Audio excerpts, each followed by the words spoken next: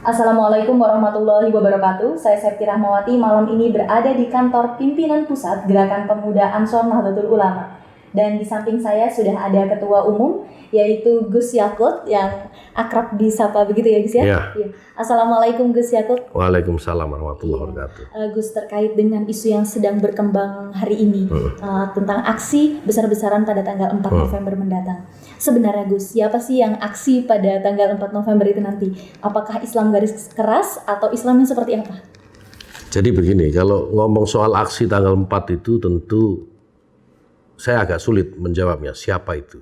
Tapi setahu kami begini, ini di luar kelompok-kelompok yang selama ini kita kenal.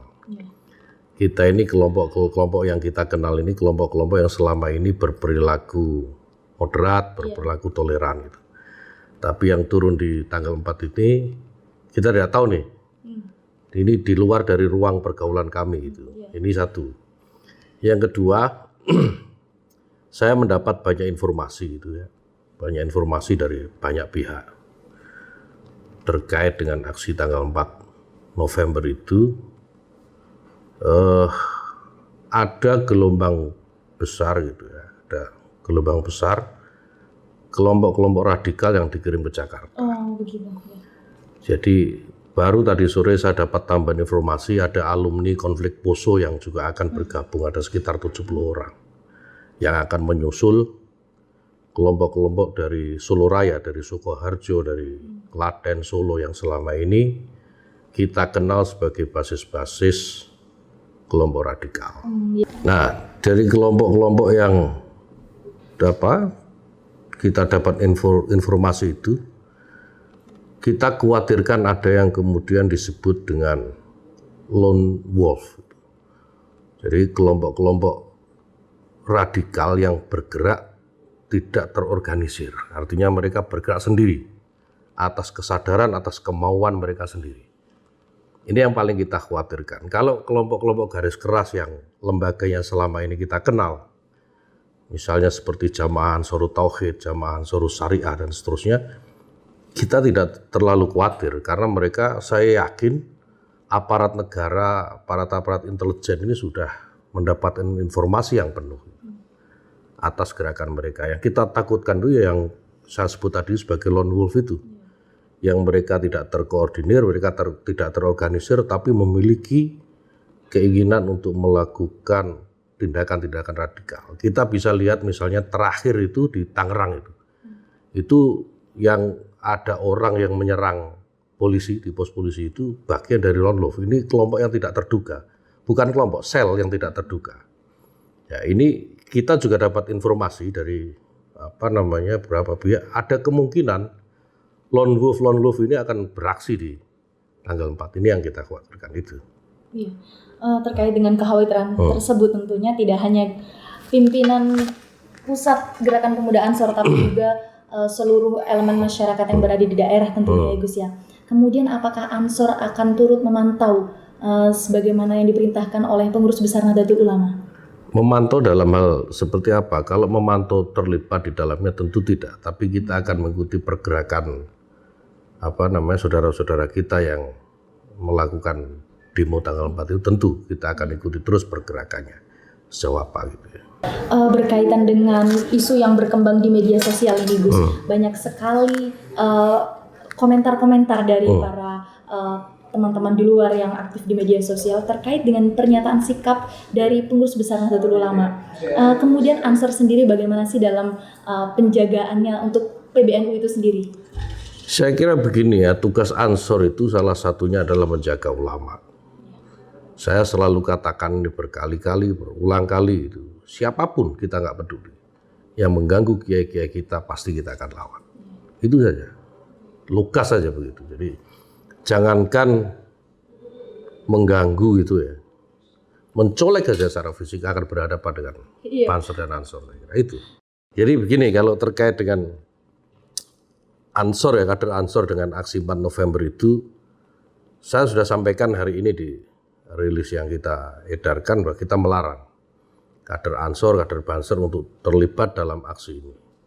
Baik itu ikut di dalam demo 4 November itu maupun hanya sekedar menjaga demo, kita larang. Kecuali negara memanggil. Artinya melalui aparat keamanan minta tolong kepada Banser dan Ansor untuk turun ikut menjaga keamanan di ibu kota pada 4 November besok, ya kita akan lakukan itu. Kenapa sih Gus aksi ini dilarang? Padahal aksi merupakan salah satu bentuk sikap politik demokratis. Jadi yang pertama karena kita tidak tahu sebenarnya siapa yang menggerakkan aksi ini. Kita tidak mungkin ikut di dalam sebuah gerakan yang kita tidak tahu siapa yang menggerakkan dan dari mana asal-usul gerakan ini, yang pertama. Yang kedua, kita melihat gerakan 4 November ini, 4 November besok itu tidak murni gerakan yang kalau mereka sebutkan sebagai membela Islam gitu ya, membela Islam atau membela agama itu.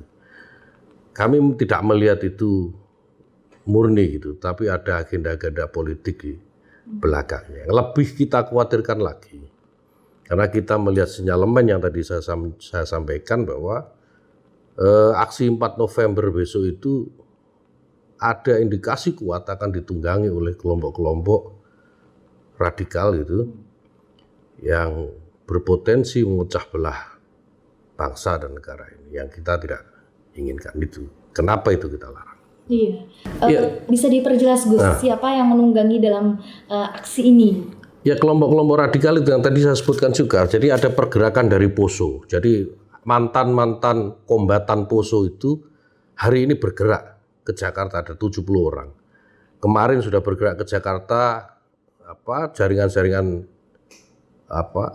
Jamaah Ansor Tauhid dan Ansor Syariah dari Solo Raya juga sudah bergerak ke Jakarta. Ini kelompok-kelompok yang saya kira berpotensi kuat untuk membuat aksi ini yang sebenarnya kalau kita lihat bertujuan damai akan menjadi chaos dan lebih jauh lagi akan merusak sendi-sendi kita dalam berbangsa dan bernegara. Iya, dan satu lagi Gus, bagaimana peran Gerakan Pemuda Ansor sendiri dalam menjaga para ulama, bangsa dan negara kesatuan Republik Indonesia ini? Jadi ada 2 sumpah yang selalu kita sampaikan kepada kader-kader kita setiap kali kita melakukan kaderisasi. Yang pertama tentu sumpah setia kepada bangsa dan negara, bahwa NKRI ini harga mati, tidak ada lagi bentuk negara selain negara kesatuan Republik Indonesia gitu. Ini yang pertama. Yang kedua, sumpah bahwa kita akan selalu menjaga dan mengawal kiai, baik secara fisik maupun ajaran-ajarannya. Tentu kiai-kiai yang berhaluan Ahlussunnah wal Jamaah Nadhiyah tentu saja. Dan ini menjadi sumpah kami. Dan ini terus-menerus kita gelurakan, karena selain 2 sumpah ini penting, tapi juga sumpah ini yang menyambungkan kader-kader Ansor dengan kader-kader yang sudah menjadi syuhada hari ini dan kader-kader yang akan datang itu. Kira itu Pak. Iya Gus, apa himbauan dari Gus Yakut sebagai Ketua Umum Pimpinan Pusat Gerakan Pemuda Ansor kepada seluruh Banser dan seluruh masyarakat Nahdlatul Ulama? Jadi begini, saya ingin menyampaikan ini secara luas, tidak hanya khusus kepada kader Ansor dan Banser serta Nahdliyin gitu ya, warga Nahdliyin, tapi kepada semua komponen bangsa. Pertama kepada aparat kepolisian. Kita minta supaya aparat kepolisian benar-benar mengusut secara tuntas kasus Basuki Cahayapurnama ini yang kami yakini sebagai pemantik awal munculnya gerakan-gerakan yang mengancam gitu ya kesatuan negara kita gitu. Sebagaimana kita tahu 4 November nanti juga akan ada gerakan besar-besaran yang kepada aparat kepolisian.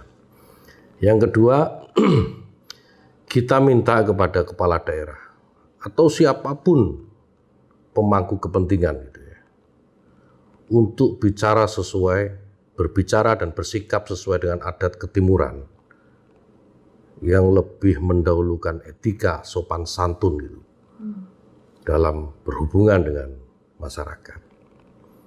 Yang ketiga tentu saya ingin menyampaikan juga kepada kader-kader Banser dan Ansor di seluruh Indonesia untuk tidak terlibat dalam aksi yang akan dilakukan di 4 November nanti.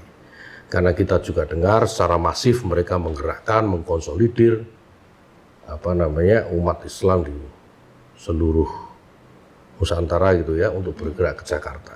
Dan tentu kalau kader-kader ini tidak kita ingatkan, bisa saja mereka ini akan ikut gelombang aksi itu. Dan kita akan ingatkan mereka untuk tidak terlibat dalam aksi demo itu, baik seperti yang disampaikan terlibat langsung maupun ikut menjaga, kecuali negara memanggil melalui aparat keamanan.